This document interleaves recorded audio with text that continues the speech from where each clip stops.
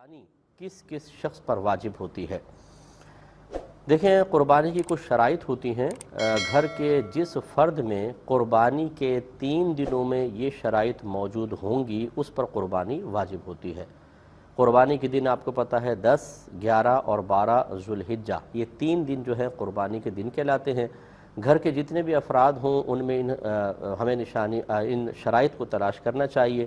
جس میں شرط موجود ہو اس پر قربانی واجب ہوگی۔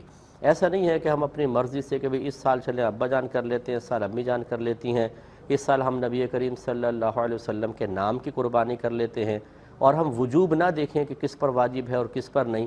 یہ طریقہ کار بالکل غلط ہے، کیونکہ جس پر واجب ہے اسے تو قربانی کرنی ہی ہوگی، اور جس پہ قربانی واجب نہیں ہے اگر آپ اس کی طرف سے کرنا چاہتے ہیں تو پہلے اپنا واجب ادا کریں۔ اگر اللہ نے استطاعت دی ہے تو دوسرا جانور ان کے لیے لے کر آئیں، یا جیسے آپ گائے لے آئے تو چلیں ایک حصہ آپ اپنا کر لیا، واجب ادا ہو گیا، پھر 6 حصے آپ نفل کسی کی طرف سے قربانی کر سکتے ہیں۔ لیکن یہ طریقہ کار بالکل غلط ہے کہ ہم یہی نہ جانیں کہ ہم پر واجب ہے کہ نہیں، اور بالفرض واجب ہو رہی ہو اور ہم کسی اور کی طرف سے نفلی قربانیاں کرتے رہیں، اس میں ہم گناہ گار ہوں گے اور ثواب حاصل نہیں ہوگا۔ قربانی کی چند شرائط ہیں۔ نمبر 1 مسلمان ہونا، نمبر 2 بالغ ہونا، کیونکہ نابالغ پر صحیح قول کے مطابق نابالغ پر قربانی واجب نہیں ہوتی ہے۔ تیسرا ہے مقیم ہونا، یعنی انسان مسافر نہ ہو۔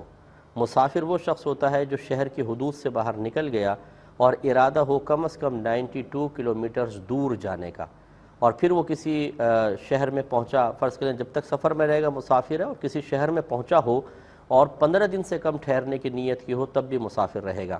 اسی طرح کہیں پہنچ گیا، واپس آ رہا ہے، رستے میں مسافر رہے گا جب تک کہ اپنے شہر کی حدود میں داخل نہ ہو جائے۔ تو یہ جو شرعی مسافر ہوتا ہے اس پہ قربانی واجب نہیں ہوتی ہے، تو مقیم ہونا۔ اور چوتھا مالی کے نصاب ہونا۔ اچھی طرح یاد رکھیں کہ قربانی کے نصاب میں اور زکوٰۃ کے نصاب میں تھوڑا سا فرق ہے۔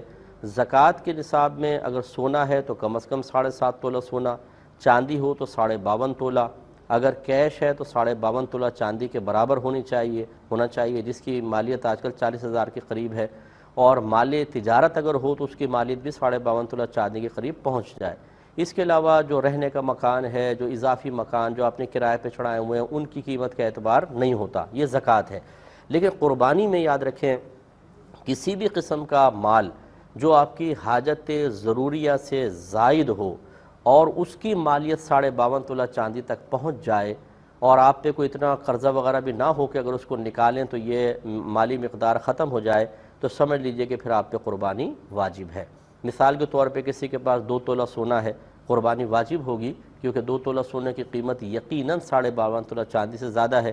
اسی طرح اگر آپ نے کوئی مکان کرائے پر دیا ہوا ہے، وہ سمجھ لیں آپ کی ضرورت سے زائد ہے، اس مکان کی قیمت کا قربانی کے واجب کرنے کے سلسلے میں اعتبار ہوتا ہے۔